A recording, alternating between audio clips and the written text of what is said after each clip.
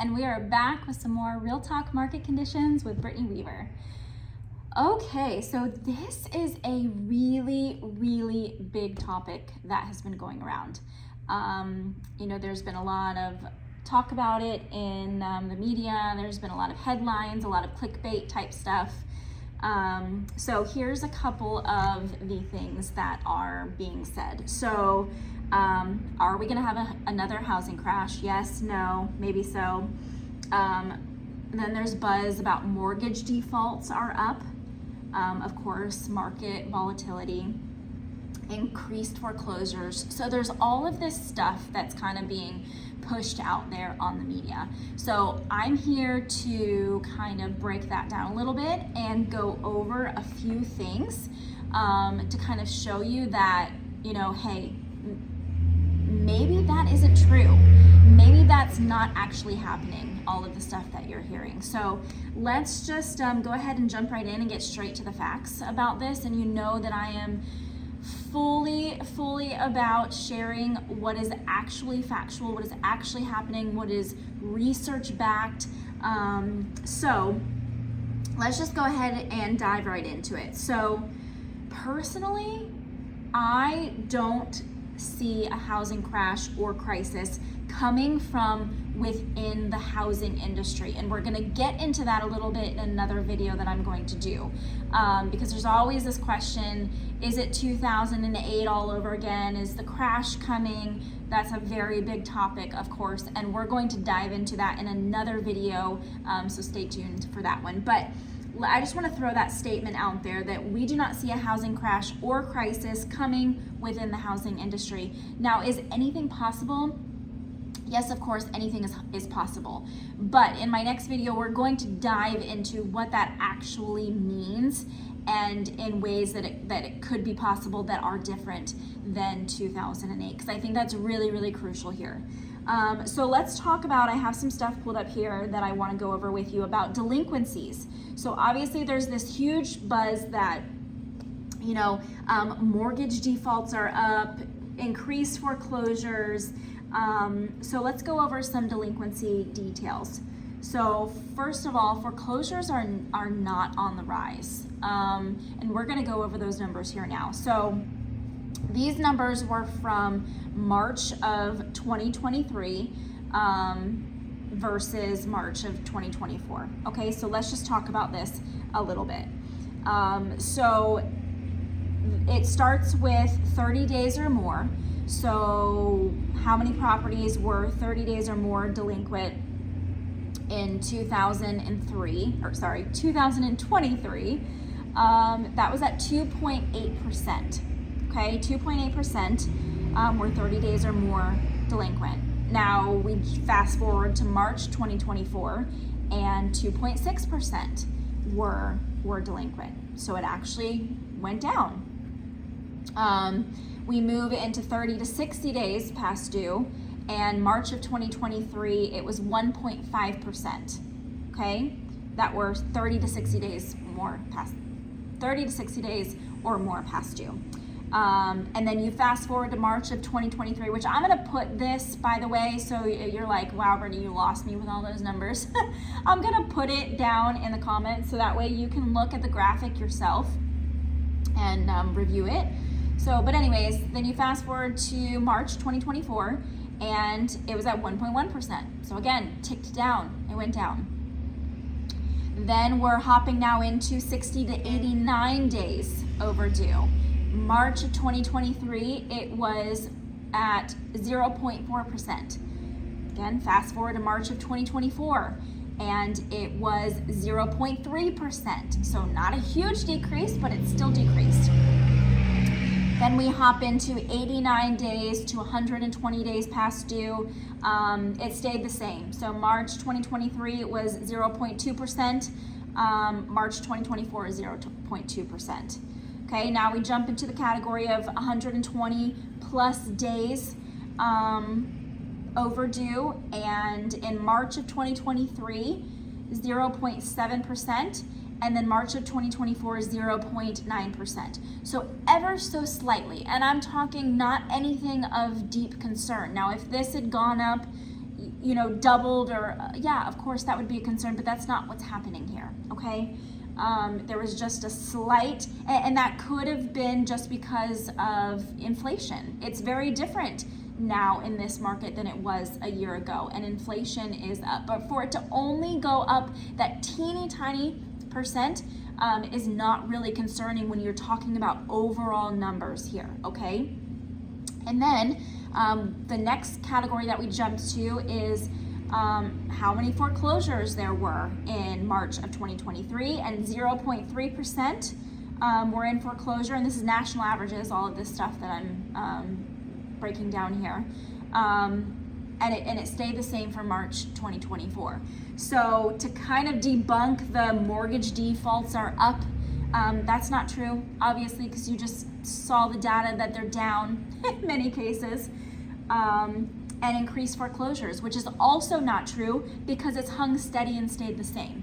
So just make sure that where you're getting your information, where you're getting your facts, that it's actual researched data. And this data actually comes from a very reputable source, KCM, Keeping Current Matters. I don't know if you've heard about them, but they're really big in the real estate industry. They do tons of research. I mean, they spend a lot of money to research this stuff. David Childers, I think that he's incredibly brilliant, and he really studies his stuff. He doesn't just wing it. He doesn't just throw stuff out there, and especially when people are trying to put, accusations out there like this, like that mortgage rates or mortgage defaults are going up, foreclosures are going up. He really makes sure that he does the research, and he's like, okay, well, let's research that and let's figure out what the numbers actually are, okay? So just like I said, make sure that you are double checking sources of where you're getting your information. Okay, so we went over that. Also, another thing that I want to mention, which is really crazy. So we are still not where we were foreclosure-wise prior to 2019. That's another graphic that I can drop down there to show you that the foreclosure rates are not anywhere near what they were prior to 2019. So we're in a much better place even than we were prior to COVID, which is crazy. So why is that so important? Okay, when we're talking about all of this, why is that so important? So in 2010, and I'll get more into this obviously in the other video that I'm going to do as well, but in 2010 and 2011, this is critical, okay? There was a reform in the mortgage industry. Things changed, okay? Because obviously we had gone through such a severe crash that they were like, uh-oh, what did we do, kind of thing. And so there was a big mortgage reform. So now, 2010 and 2011, all of these new regulations came out around mortgages, okay? So it required buyers to be well qualified, and when you have a good borrower, they are less likely to default, okay? So that is one reason, and again, there's gonna be a whole separate video on this, but in my opinion, that is one reason that it is not 2008 all over again. That mortgage reform made a huge difference and a huge impact on who was being lended to, okay? And that is crucial here for that. So another thing that I want to just quickly dive into is 6 out of 10 mortgages are below 4% interest rates. Think about that. 60% of people have mortgage rates that are below 4%.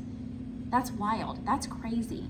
Okay? So it's not like we have a ton of people out there that are in super high rates where their current mortgage affordability is off the chart. So when we're talking about mortgage defaults and increased foreclosures, a lot of these people are in positions, number one, that have really good equity, first of all, and secondly, that have mortgage rates that are outstanding. So it doesn't add up to me that, you know, oh, we're gonna have this big crash and big default. Okay, so, and to add to that, on top of that, I was getting a phone call, sorry. On top of that, 88% are below 6%. Okay, 88% of them are below 6%. So buyers are strong right now. A lot of them, especially if they bought before 2020, they are in excellent positions. So first of all, they have low current mortgage rates. A lot of them have a lot of equity built into their homes. And then to top it all off, mortgage lenders and the mortgage industry in general is very, very strict. Okay, it's not like back then when pretty much if you were just a living, breathing human, you were able to get a mortgage. That's not the case anymore. They're very, very strict on the requirements and what you have going on, your debt to income ratios and your income and your credit scores. They're very strict right now. And really, we are in a market about, you know, making sure that you get your stuff together and you line it up and your credit scores are, you know, in a really great position, and that you're doing things in order to get yourself qualified.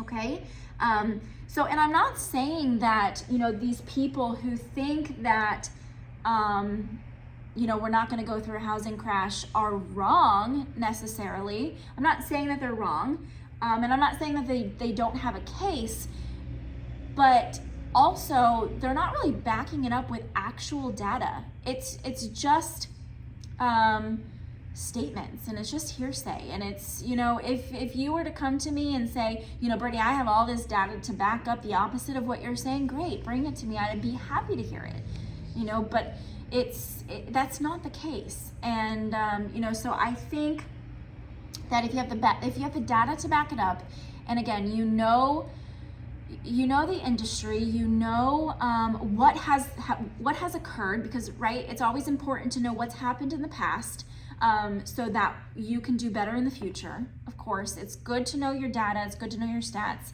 and that's just what we're seeing. And so, you know, I think that if you were to ask me right now, do I see a potential, you know, housing crash or crisis? No, I don't see that. At least not coming from the housing industry. Okay, I don't think that the housing industry, if there was anything to happen, that we would be the ones to cause it. So I think you can kind of rest assured that it wouldn't be coming from the actual real estate industry. All right, as always, it's great chatting with you. And if you ever have any questions, or again, you just want to pick my brain on anything, feel free to put some comments below. I always love to hear, you know, what you think or what you thought of the video and the information. All right, have a good day. Bye.